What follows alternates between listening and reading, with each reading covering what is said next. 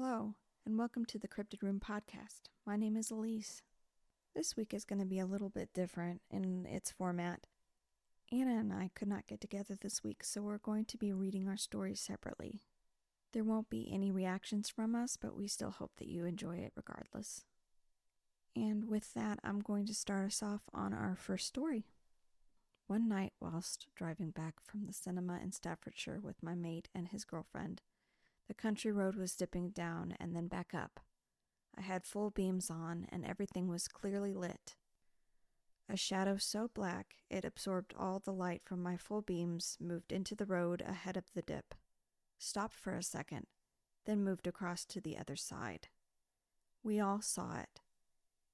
It may have been something to do with the dip or the car lights or something, but man, it freaked us all out, and we drove home in silence the rest of the way.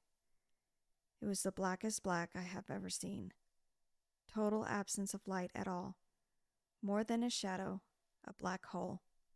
Haven't thought about it in 20 years. Then there were 3 different comments that caught my eye after that.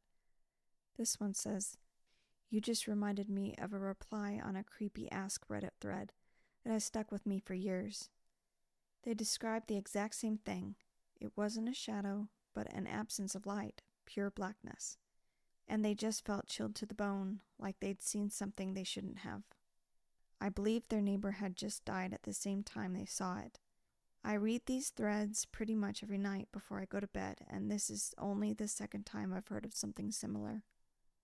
Then another one says, "My boss was giving me a lift home from work at about midnight, working in catering, and we had a function. He pulled into the bottom of my drive, and we were chatting in the car. Across the road there was a single streetlight, and a shadow, as you describe, walked under the light. I casually said, 'You saw that, right?' He said, 'Yep.' Then I had to get out and walk up my own driveway in the dark." And then somebody else replied to that and said, "I like how you conversed with him about it. Very British." Another reply says, "This is disturbingly similar to something I remember. I was driving home from my boyfriend's parents' house, singing happily badly to Queen, cringe, and I went through a bit of an ancient woodland called Abnash. According to Google, Abnash means one that cannot be destroyed. As I rounded the corner, my headlights swept around, but one black, shadowy object absorbed the light, and unlike the other shadows around it, while stretched and moved naturally, remained upright and still. I immediately stopped singing. My insides went stone cold, and I've never liked walking or driving through that part of the village ever since." And next up, we have Anna reading a story. The next story involves entities, whether they be ghosts or specters or, something along those lines. This was about 30 years ago, but I remember it was like yesterday. I was in my early 20s over at a friend's house. We were watching the movie Saving Private Ryan, as it had just come out on DVD. Oh, I feel so old now. I remember when the movie came out. My friend had gotten tired and went to bed. She said that I was more than welcome to finish the movie and crash on her couch, which I did. Sometime in the middle of the night, I woke up to an elderly woman standing over me. She was tiny and dressed in Victorian mourning clothes. Her hand was reached out as though she had been caressing my shoulder. Think of it like something that your mom would do whenever you're sick in bed. It was as though she was comforting me. She disappeared as soon as my eyes snapped open. The last thing I saw was her hand pulling away from me. Her hand was wearing a black lace fingerless glove. In that moment, I didn't really process what I had seen. I rolled over and went back to sleep. The next morning, though, I was like, I'm never sleeping over at that friend's house again. Same. For reference, their friend was renting a tiny half of mid-century modern duplex. The woman did not fit the house that the friend was living in, and it happened in the Midwest. And in contrast to that, I found a story that's a little bit more terrifying. The story's name is "I've Never Believed in Paranormal Stuff Until Living in My Current Home, and I Need Help." This originally started one night a few years ago. When I was laying down for bed, my dog, who has since passed away, started growling at the door, and he never growled. Then he jumped off the bed and walked toward the door, continuing to growl. I immediately got up, turned the light on, and looked around. Nothing. I walked around the house, went downstairs, and still nothing. I asked my wife if she heard anything, but she didn't. I came back up. The light was off, like the light switch is flipped. Completely dark upstairs. I'm super freaked out because at this point I'm thinking someone is in my house.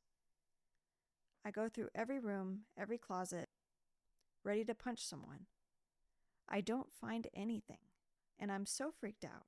I sleep downstairs on the couch. I started thinking my wife is messing with me and let it go. Next few days, my dog is growling again, but this time it's in the living room upstairs. There's nothing there, but he's still acting like there is. At this point, I'm telling my wife this stuff, and we're joking like there's a ghost or something. And I'm still thinking maybe she's just messing with me. The next weird thing happens when my wife is coming up the stairs while I'm on the computer facing away from her. I have a little desk lamp, and the moment she reached the top of the stairs, the light turned off on its own, making my room dark. I freaked out and turned it back on. At this point, I know she's not messing with me, and realizing something weird is going on.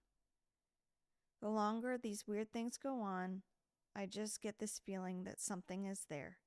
Something I see movement out of the corner of my eye and just get the chills. And it just feels like somebody else is there. 2 weeks ago, before my dog passed away, I was woken up by what I thought was my wife calling my dog, and he jumped off the bed and ran towards her. I get out of bed, then see my dog come back into the room and follow me as I leave the room. I don't see my wife. If she comes upstairs, she always says hi to me. I go downstairs and my wife is in bed. We have separate rooms. The most recent thing to happen was tonight.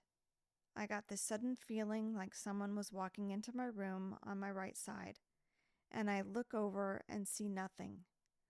I say out loud, "If someone is there, turn the lights off." Nothing happens. It's probably in my head, I'm thinking. I get up to stretch and run downstairs, and I go to turn the stair light on. Doesn't turn on. At this point, I'm freaked out. I head downstairs to tell my wife, and she's also freaked out. She comes back up to check the light. Doesn't turn on. She walks up halfway and checks the bulb. It was unscrewed. I don't know what to do, but I feel like I can't sleep upstairs anymore. Edit: I forgot to mention my wife saying that she hears footsteps upstairs when I'm not home often. The next story involves death and premonition of death. It all started when one day I was going to school early in the morning. I remember vividly the day before. I felt terrible, but it had subsided overnight. Back to the early morning, I was on my way to the school by the school bus. It was a normal routine, nothing felt different.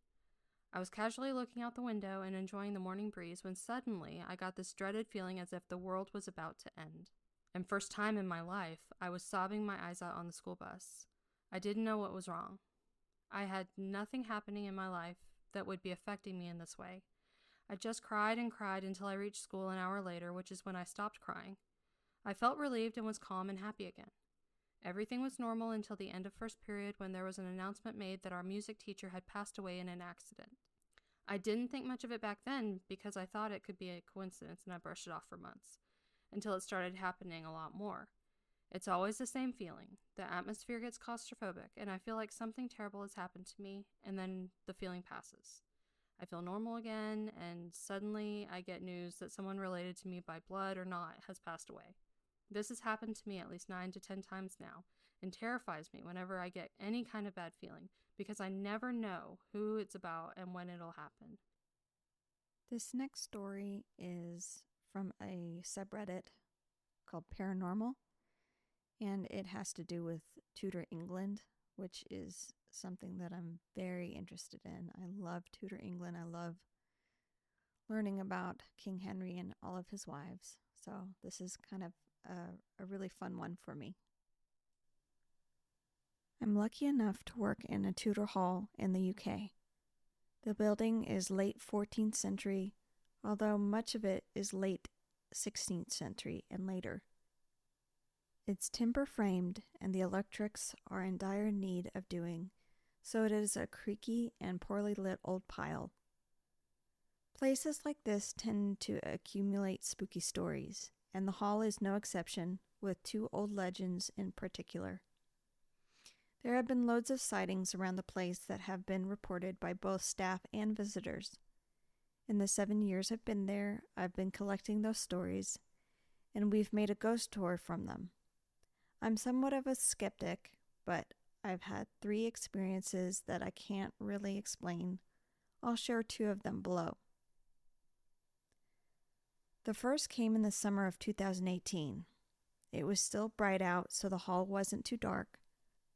I was closing the first floor of the house on my own. I reached the room where a lot of the sightings center around. Off to the side is a bedroom with a large oak door. I had my back to the main room whilst trying to close the door, as the bolt was jammed. As I was doing this, a massive crash happened right behind me. I spun around in alarm, expecting to see a suit of armor on the floor, but the room was deathly still. I could feel the vibrations through the doorknob. Needless to say, I was freaked out and left. The second experience was quite fleeting, but I'm sure of what I saw. Again, at the end of the day, about 6 months after the first experience.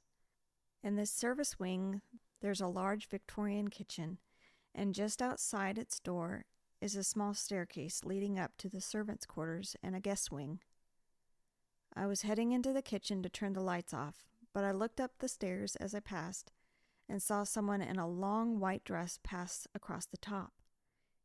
It took me a moment as we had other staff in, but I realized that the last visitors had just left. Thinking we'd missed someone, I went upstairs and searched for this visitor. I looked through several rooms, but there was no one there. Needless to say, it's a spooky old place, and many of the staff don't like being there on their own. If I can figure out an easier way to share the other stories, I will do. Anna will be reading our last story. This story involves theories about time slips. Have you ever heard of the Esrange Space Center event in Sweden? Supposedly, in 1979, researchers were digging out an unidentified disc-shaped structure beneath the bedrock, and UFOs had been seen in the sky above the site. They found a man frozen to death with a coffee pot who was not dressed in Arctic clothes that looked exactly like one of their coworkers, who was currently alive, except he had a chipped tooth while their coworker did not. They buried the body as unidentified. In 1980, they discovered that there was a 575-day delay between seismic activity and the craft appearing above the facility. They predicted a UFO would appear based on this find and gathered to see if they were right. They heard a bang just as the coworker resembling the body was coming into an area with a coffee pot, and he suddenly vanished. They figured the body they found had been their coworker transported miles away and back in time, due to the UFO creating time warp bubbles to jump through the bedrock, which took their coworker by accident. This person's guess is that if the report is true, then unseen UFO activity above could be causing time slips and some missing 411 type disappearances.